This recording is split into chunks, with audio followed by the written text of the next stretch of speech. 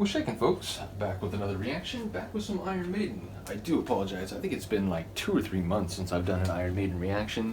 Part of it is that as my channel sort of shifted and I began to react to a large number of genres, yeah, I've just tried to start a number of other deep dives, and so the first few groups that I was deep diving on, not only Iron Maiden, but also, a synth pop group like Depeche Mode. I did a lot of those reactions early on.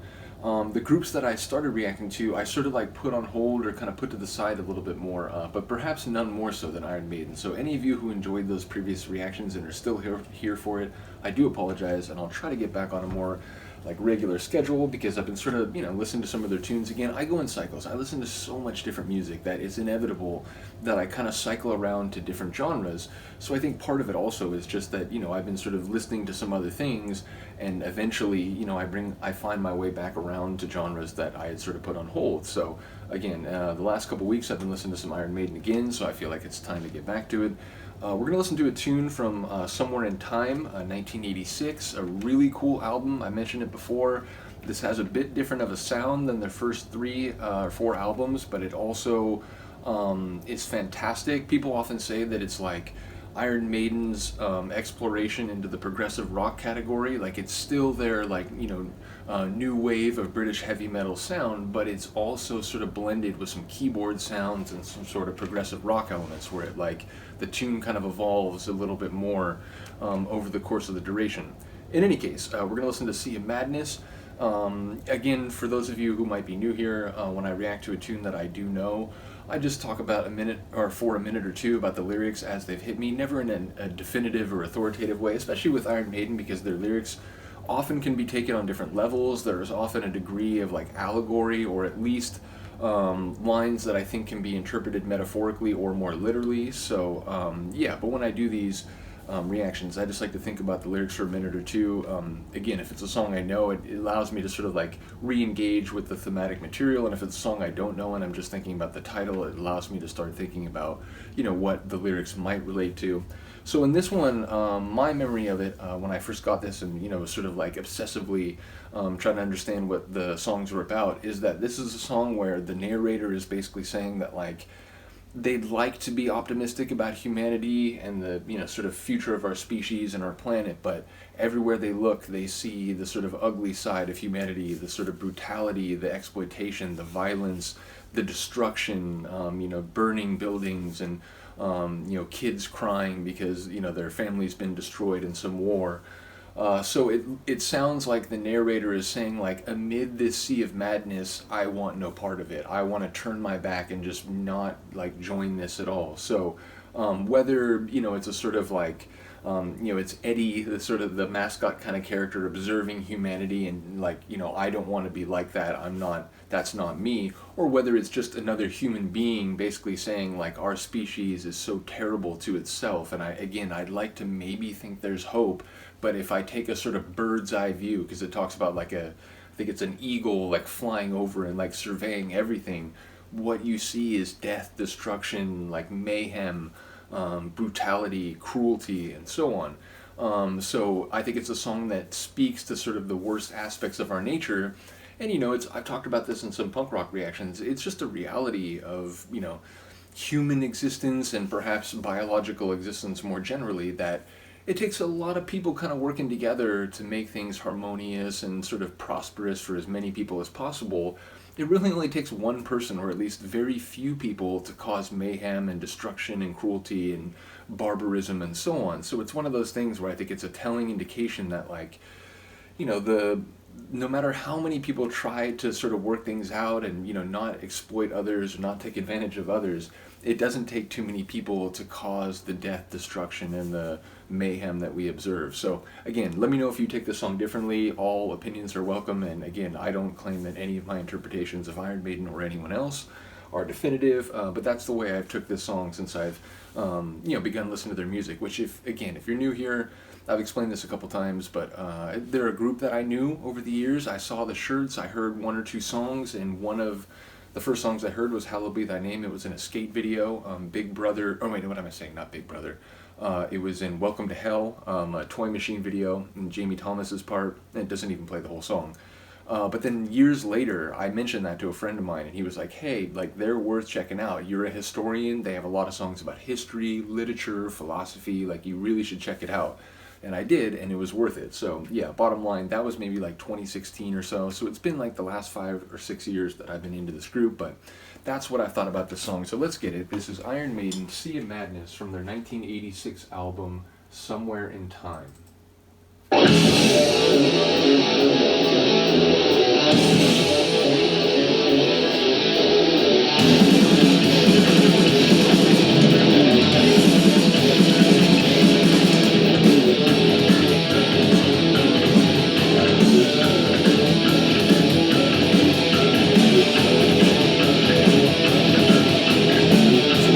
Listen to Harris on the bass.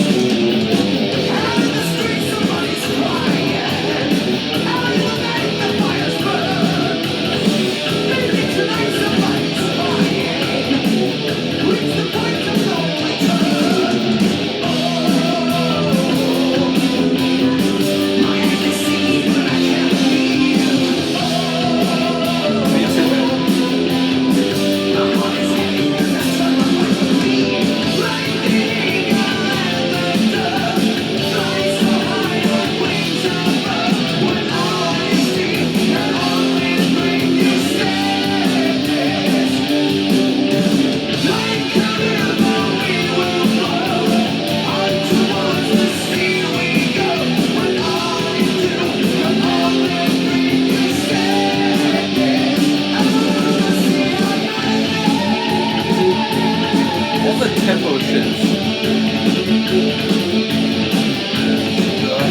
And the guitar shredding.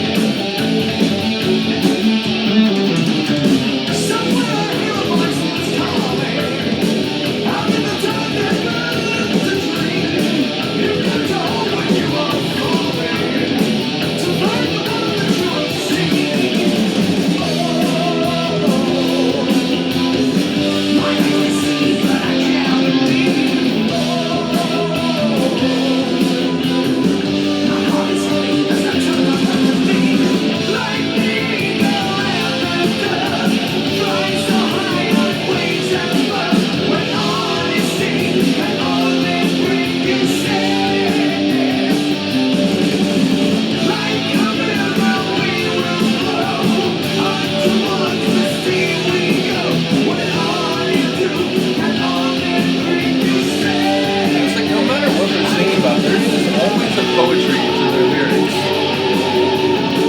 Also, shredding guitar work.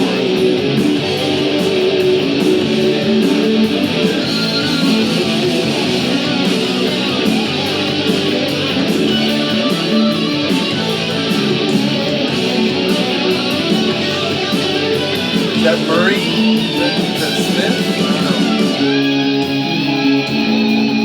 I still can't tell the difference without like someone pointing it out.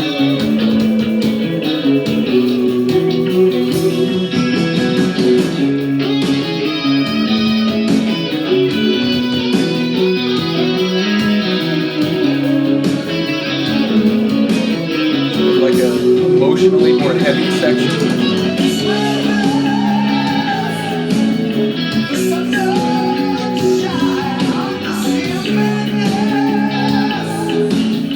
Fair to say. Bruce has got some pipes.